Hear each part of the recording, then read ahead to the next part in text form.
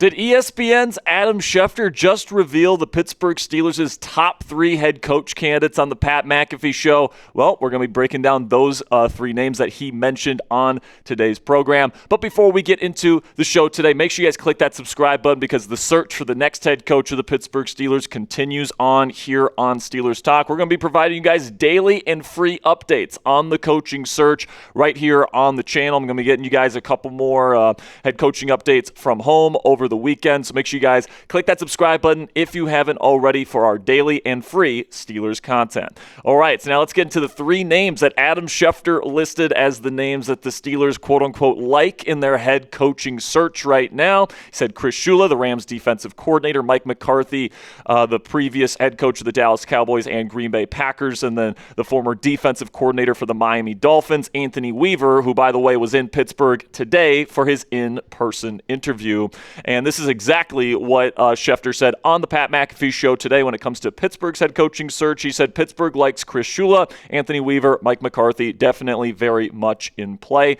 So those are the 3 guys that he mentions as the guys that are in the mix at this point. Doesn't mean that they can't add more names or that Flores or Schulhaus are completely out of the question at this point, but the fact that he's listing these 3 names probably mean that these are the 3 that the Steelers are honing in on at this point. On today's show here, I'm going to be breaking down each of these 3 candidates in detail. So let's start with Chris Shula here, who is the betting favorite for the job. And I think, he fits the Steeler mold. And that would be the reason why the Pittsburgh Steelers bring him in, is because of the resume. And then also, hopefully, he interviews really well. And he shows that he is an awesome leader of men that can lead this organization, put together an awesome staff, and do everything he needs to do to, lead to the next era of winning football here in the Steel City. And, you take a look what that Steeler mold is that it's like 30-somethings that are defensive-minded. Like Chuck Noll was really in his early 30s when he got the job, ends up winning 4 championships here in Pittsburgh. Bill Cowher obviously won a Super Bowl. He got hired, I believe, when he was 34, and the same thing goes for Mike Tomlin. So the Steelers certainly have a type, and that strategy and that, approach has led to, a league-tying, top 6 Super Bowl championships and, likely 3 gold jackets for these 3 gentlemen right here. Obviously, the only one without one right now is Mike Tomlin, but he will certainly be in that conversation whenever he decides to call it a career. So we can start here with Chris Shula, who is 39 years old, and he certainly fits that mold of a 30-something that is a defensive-minded head coach candidate. He's also the defensive coordinator of the Los Angeles Rams. He's been in that role for the last 2 seasons, and the scheme that he runs is a quarters-based 3-4 defense. And his resume is absolutely awesome, guys. He's been a position coach at every single level of the defense. So that's defensive line, outside linebackers, inside linebackers, safeties, and cornerbacks, and specifically a secondaries coach. So he really knows the problems at each level of the defense and knows how to problem solve for the issues at each level of the defense, which I think has made him a really good defensive mind. He's also worked under Sean McVay since he started there as the head coach of the Rams. So he has watched his good friend McVay, build up an awesome organization there with the Los Angeles Rams that really is the envy of the entire National Football League. There's a reason why so many people hire from that Los Angeles Rams organization. He also helped develop a super young and inexperienced defense as their defensive coordinator. He took over when Aaron Donald and Jalen Ramsey were leaving that place, and he has helped develop guys like Jared Verse and Braden Fisk and all these guys that they've helped develop over the years. And as you guys can see, the production speaks for itself. The last 2 years with the league's least expensive defense, they've been a top 10 unit, and then this year they're 7th in both EPA per play and success rate. So this has been a very successful venture for Shula, who's really shown to be one of the better defensive coordinators in the National Football League. And something that I like about Shula and his defense is that, he doesn't really blitz a whole lot, but he gets creative with the ways that he, generates pressure. He'll send a lot of stunts and simulated pressures. And, I think the more that you can get home with just 4 gives your team a competitive advantage. And I think Shula's done a really good job of that in LA with his stunt-heavy and match quarters kind of heavy scheme there with the Los Angeles Rams. And then obviously being inside the Rams organization, he's got a pipeline to, the most desirable offensive coaching tree in football in the Sean McVay coaching tree. Mike LaFleur was once the OC for the Rams. He ended up becoming the OC OC with the New York Jets when Robert Saleh got his first job, so I could see LaFleur potentially coming over to call plays here in Pittsburgh, but also Nate Scheelhaas is the favorite to be the OC if Chris Shula gets the job. He's also being considered for the head coaching position. Then Wes Phillips is somebody that worked with Shula in LA for many seasons. He's currently the OC in Minnesota, but he does not call plays. Then Dave Rigoni, the current quarterbacks coach, he was formerly actually an offensive coordinator in Atlanta under Arthur Smith. And then Shane Waldron was once a big part of that Rams operation in the early days of the McVay era. Currently the pass game coordinator in Jacksonville, likely still has ties to Chris Shula. So what say you guys? Let me know down there in the comment section.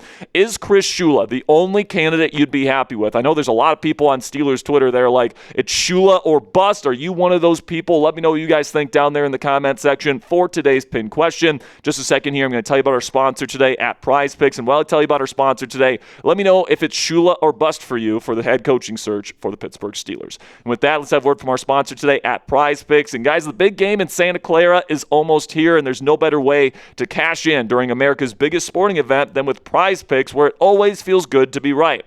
And since the big game is right around the corner, that also means it's your last chance to get into the football action before next season. So close the season out right with PrizePicks by getting $50 instantly in lineups when you play your first $5. With the new social feeds feature, you can share PrizePicks with your friends and copy lineups from winners with a single click. Copy lineups you like or use them as inspiration for your own picks. And a new feature from PrizePicks that I love is early payouts. If your player gets off to a hot start, you now have the option to cash out those winnings before the game even finishes. So take a look here at my PrizePicks lineup for Conference Championship weekend. I am taking the more on interceptions for Jarrett Stidham. Sorry, Broncos fans. I'm taking the more on rushing yards for Ramondre Stevenson, the more on touchdowns for Puka Nacua, and the more on passing yards for Sam Darnold. So download the PrizePicks app today. Use code CLNS. Get $50 in lineups after you play your first $5 lineup. That's code CLNS. Get $50 in lineups after you play your first $5. PrizePicks, it's good to be right.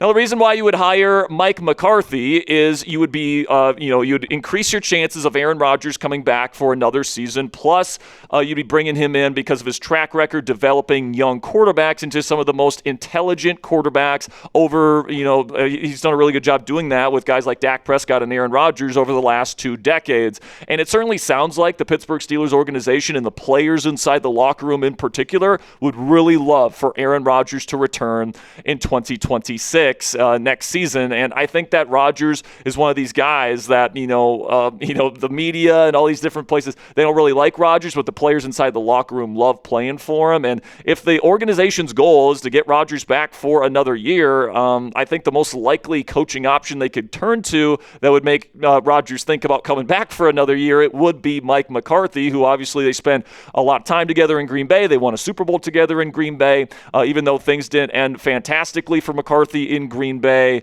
Rodgers has said, a ton, and same thing with Mike, about their relationship outside of football and how it's really close. And, Rodgers even said after the 2024 season that anywhere Mike McCarthy would go as head coach, he would likely go to play in 2025. Obviously, McCarthy doesn't get a head coaching job last year, but if he gets the head coaching job in Pittsburgh and Rodgers is already familiar with the organization, I think that would be a setup where Rodgers would want to come back for at least one more season here in the Steel City.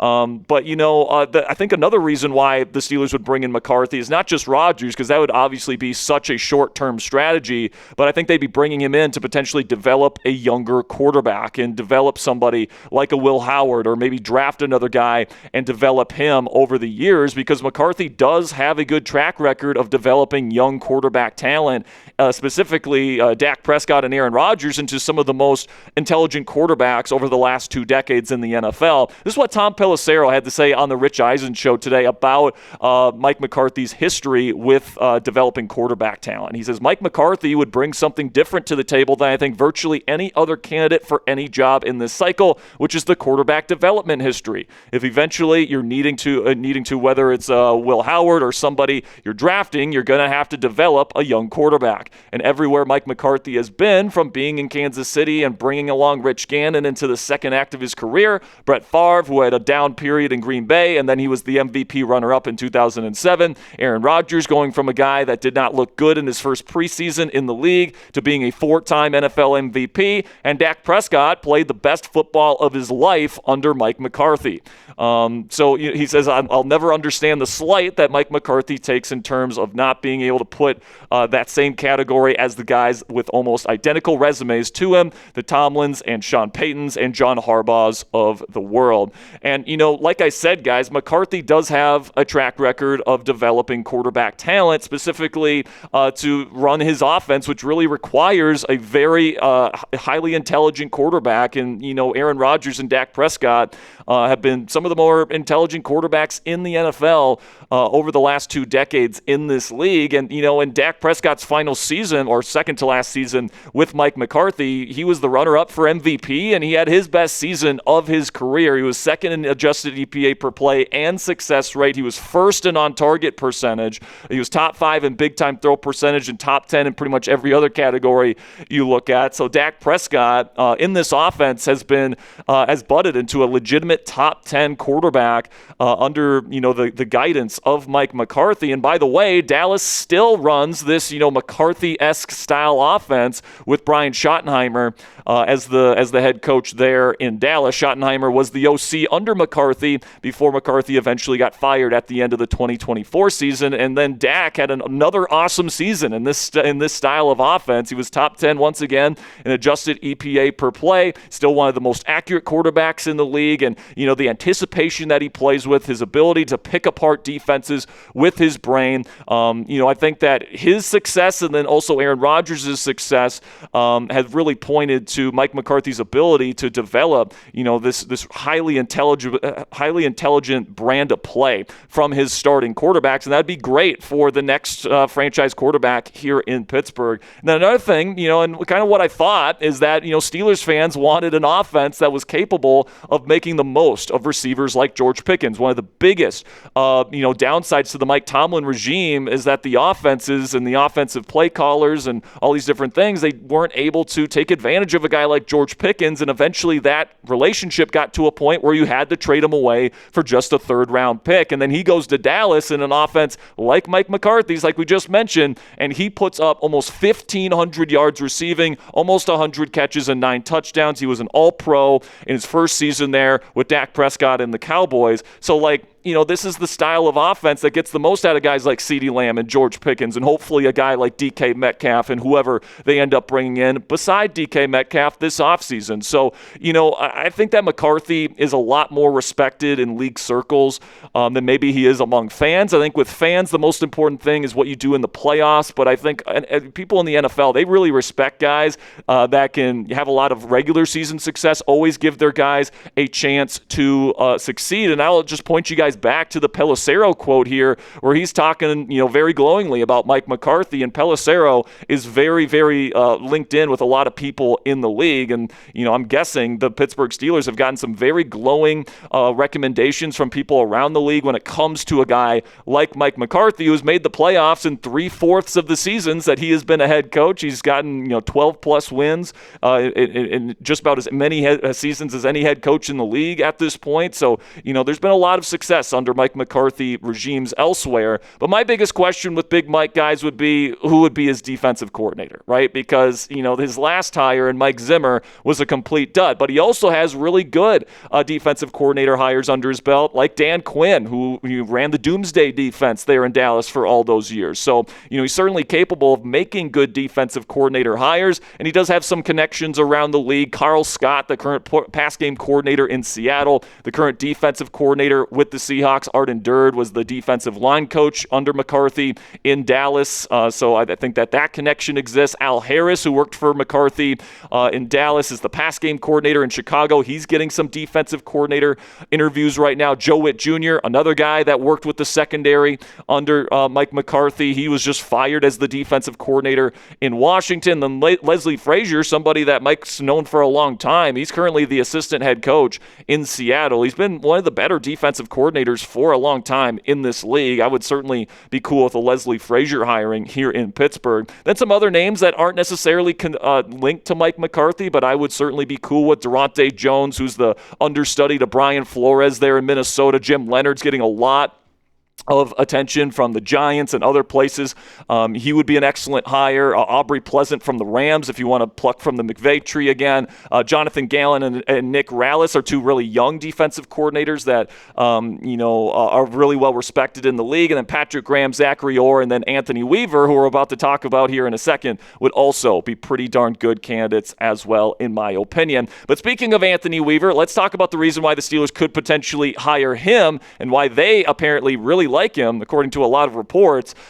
You would hire Anthony Weaver to center the team around a dynamic leader, kind of similar to how the Detroit Lions, hired Dan Campbell to be a CEO-type head coach, like Mike Tomlin was here in Pittsburgh. You center your team around a dynamic leader that kind of is the conductor to the orchestra, so to speak. And, I'll just point back to what Art Rooney had to say in his press conference after Mike Tomlin stepped down and what he's going to be looking for and what the number one trait he's looking for in the next head coach of the Pittsburgh Steelers. And he says, I think there's a lot of things that go into being a successful head coach. Number one, really, I think in my mind is leadership and really trusting that this person can stand up in front of your team day in and day out and hold their attention and have them motivated to do what they do. So that's most important. And for me, guys, based on what everyone says about Anthony Weaver around the league, he would be the embodiment of that. I mean, people are talking about him like he would be like the second coming of Dan Campbell, and that interests me quite a bit, man. Javon Holland saying that, the only way that he can describe his leadership style is that he compared it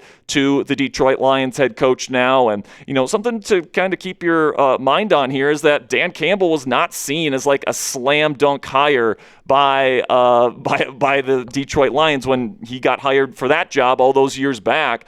I think it would be kind of a similar situation if Weaver gets hired here in Pittsburgh. This is what Dan Orlovsky has to say about Anthony Weaver and why he thinks that he would be an excellent fit as the next head coach of the Pittsburgh Steelers. He says, sign me up for Weaver in Pittsburgh. I am a huge Weaver guy. I look at coaches and say, do you take a bad roster and make them competent, or do you take a good roster and give us the chance to win a championship? I think Weaver was part of a lesser talented roster in Miami. They fought every single week and played at a good level. Sign me up for that in Pittsburgh. And, it kind of seems like that, Weaver, as the only guy during the virtual interview process this year to get a second interview, it sounds like he's really caught the attention of the Pittsburgh Steelers. And we're hearing from a lot of different sources right now that, the Steelers really like Anthony Weaver, including from insiders like Diana Rossini and others. Peter Schrager as well said that on ESPN yesterday, saying this: I can tell you the Steelers had a really good first Zoom meeting with Anthony Weaver. High energy guy, former player, young defensive head coach. I'm just putting it out there. I'm not reporting that he's getting the job, but the Steelers had a very nice meeting with Anthony Weaver, and he definitely stressed the very when he was on ESPN yesterday, which is definitely interesting to me because Schrager is definitely clued in when it comes to matters in the National Football League. And something that we got to remember, guys, is that Mike Tomlin got the job for his personality. There was other guys with more impressive resumes out there like Russ Grimm and Ken Wisenhunt that were the favorites to get the job when Bill Cowher stepped down back in 2007, but then Tomlin comes in as a one-year coordinator for a 6-10 Vikings team, and he completely blows Art Rooney II away with his personality, his charisma, and his ability to lead a locker room. And if anybody in this coaching cycle is going to do that, I think it's going to be Anthony Weaver, who people just talk about as an incredible leader of men, a guy that players want to play for. And then another thing that I hear about Anthony Weaver is that, he's a bad defensive coordinator or a bad defensive mind. He's never had a good defense. But, that's just not true, guys. You look back in the 2024 season with the Miami Dolphins, his first year there with the Dolphins, and they had a top 10 defense that season, just like Shula is having in Los Angeles right now. People forget last year Shula's defense ranked in like the mid-20s in EPA per play and success rate. It was only this year that he got them to play into the top 10. So you look at Weaver, you look at Shula, they each have a season that's kind of a down year, and they each have a season season where they, coordinate a top 10 defense. So I think Weaver, when you look at the schemes that he runs a lot of the post-snap rotation stuff that you see around the league. You see a lot of the hot quarter stuff that you see Brian Flores run as well. It's a lot of modern stuff. So I do think if you hire Weaver and he leads the way in terms of defensive scheme, I think that, that would be perfectly fine in terms of, especially because of the talent that we have on the defensive side of the ball here in Pittsburgh. But I will say, Weaver would probably need to build a really good staff, and he's going to have to, prove to Art Rooney and to Omar Khan that he's got the connections in the National Football League to be able to build a good staff here in Pittsburgh. And, you can take a look at the offensive coordinator candidates here that, could be connected to Anthony Weaver. You got Frank Smith, the former offensive coordinator in Miami. He was rated the #1 offensive coordinator in football by the players back in 2023. Former offensive line coach as well. He'd be great here in Pittsburgh, I think. Bobby Slowick is another guy that had some success, led to a big year for C.J. Stroud 2 years ago. And after seeing what C.J. Stroud did this year, maybe, last year's resume for Slowick looks a little bit better than it did a year ago. Then you got Darrell Bevel, who's got a lot of experience calling plays. He was the quarterbacks coach in Miami. T. Martin, who Weaver worked with in Baltimore, helped develop Lamar Jackson. He'd be interesting. And then Greg Roman, I wouldn't be super interested in him, but Weaver has worked on staffs with Greg Roman, so I have to mention his name. And then when it comes to the defensive coordinator spot, I think Carl Scott is another guy that has some connections there. Obviously Weaver used to work for Mike McDonald, who is the current head coach in Seattle. And I think that, Carl Scott is the pass game coordinator and DB's coach with the Seahawks, has done an awesome job. Would love him as a DC here in Pittsburgh. Zachary Orr knows the division really, really well and obviously knows Weaver really well. Denard Wilson was on that 2023 Ravens staff as well. He was the defensive coordinator for Tennessee this year. And then Joe Barry, I wouldn't be too interested in Joe Barry, but he did work with Weaver in Miami, so keep that one in mind. But like I said, you got to put together a really good staff if you're going to be a CEO-type head coach, and that's what I think Weaver needs to convince the Pittsburgh Steelers of if he's going to get this job. Now, the two guys that are still considered to be quote-unquote in the running for the head coaching job that Schefter did not mention on the Pat McAfee show today was Brian Flores, the Vikings defensive coordinator, and then Nate Scheelhaase, the pass game coordinator for the Los Angeles Rams.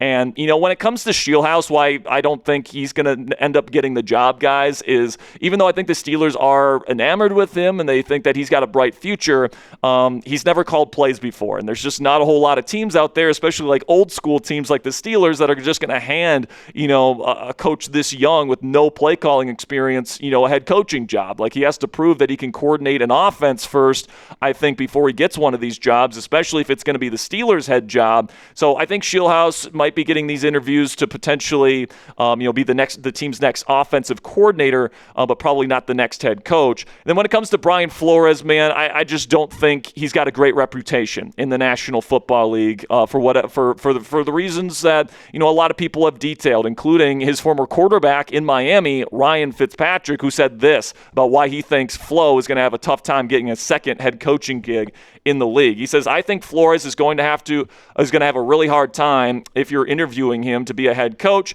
I think in the interviews he'll be likable, he'll be relatable, but when people say, okay, give me somebody from Miami that coached under you as a reference so we can talk to them, I think he burned a lot of bridges in Miami. I think he alienated himself from the entire staff. I think by the end of his time in Miami, he became a dictator. He ruined a lot of those relationships that he built up through the NFL. I mean, we didn't see eye to eye. And then when it comes to Mike Pettin, who was the former assistant head coach there in Minnesota, he had to move over to the offensive side of the ball with the coaching staff because he and Flores apparently just did not get along. And he says, we didn't really see eye to eye on a lot of things. That's why I spent this past year on offense. I was there in 23 and 24 on defense. I'll take the high road on that one. So it seems like Flores is still making enemies, even on teams that he's currently working for with the Minnesota Vikings. And now Pettin has been fired by the Minnesota Vikings. So I guess that relationship is no more. But I really hoped that Flores had maybe learned from some of his mistakes that he had in Miami in terms of how he managed players, how he managed his coaching staff.